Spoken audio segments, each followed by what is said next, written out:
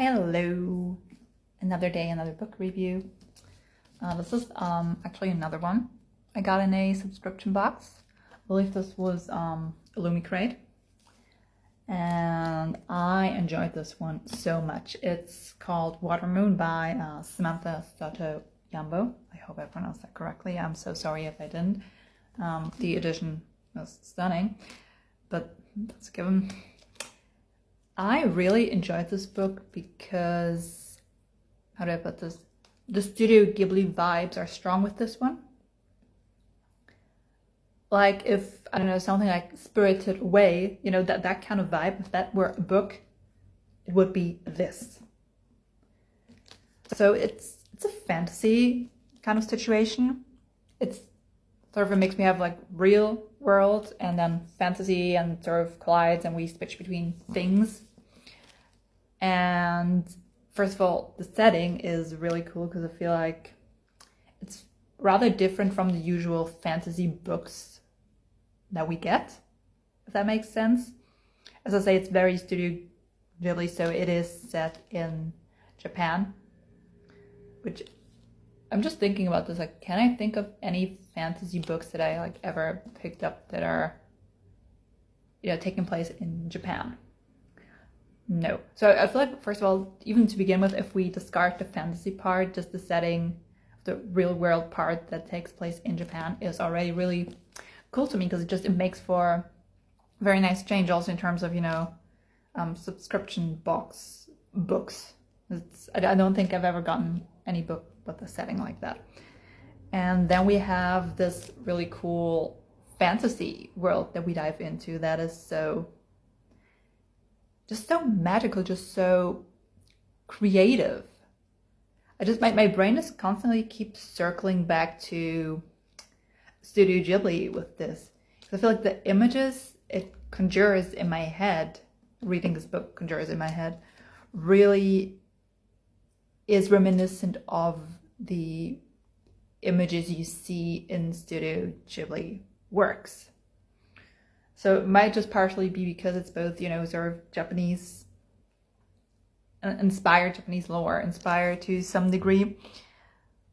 But I don't know, there is something else to this that just constantly reminded me of that, and I really, really enjoyed that. I really liked the concept the author introduced, the fantasy concept we are working with in this book, with the two main characters, you know, are trying to accomplish. I don't want to talk about it too much because I don't want to spoiler anything with this review, but I really enjoyed the concept and I enjoyed sort of diving deeper and deeper and deeper into this world. The concept was fascinating and I really felt like I was getting sucked into this world and I constantly wanted to know more about it, like, to the point where I did not want to put the book down because I just wanted to see, oh, what is the next thing we get to experience here.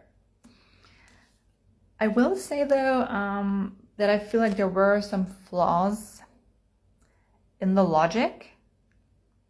I feel like maybe I would need to read this again and do a much closer investigation. But even that, you know, first read, I feel like there were points that did not necessarily make sense. And I don't mean this in the, okay, you need a certain amount of suspense of disbelief because you're reading fantasy.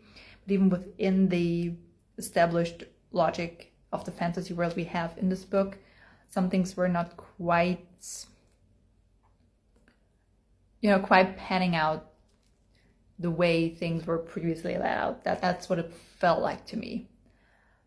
But to be honest, I was really glad to just overlook that, or to just give the book a little bit of license on that front, because I really enjoyed the fantasy system we were getting. And yeah, it may not have been flawless, but I really loved learning more about it. I loved just delving deeper into this fantastical world and the different elements of it. So,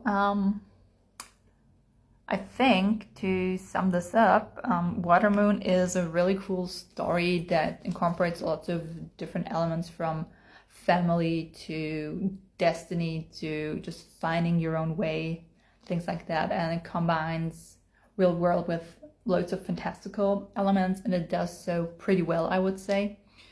So I feel like if you have ever watched a Studio Ghibli movie and even remotely enjoyed that, and you would want a book version of that kind of thing, this is your go-to. This is what you want to pick up. Also, it's not a long book. How many pages are you? It's like, let me see. It's not even 400 pages, so it is a fairly quick read on top of that. Yeah, and it has lots of, as I said, it's partially about, you know, finding your way, dealing with your sort of destiny, just figuring out your place in the world, stuff like that as well. So I feel like the book also offers a certain amount of food for thought, which is always nice. But yeah, while there were some flaws in the logic here, the plot, I overall really enjoyed the book. I did not want to put it down. I think I just binge read this over a weekend. And I just really enjoyed what the author created. And I'm really curious to see what else she's gonna do, because this was quite impressive. So yeah, I will be keeping an eye on Samantha Soto Yambo and hope to read more interesting books by her in the future. Anyway, this one for sure is a recommend. Anyway, that's it for me for today. Bye.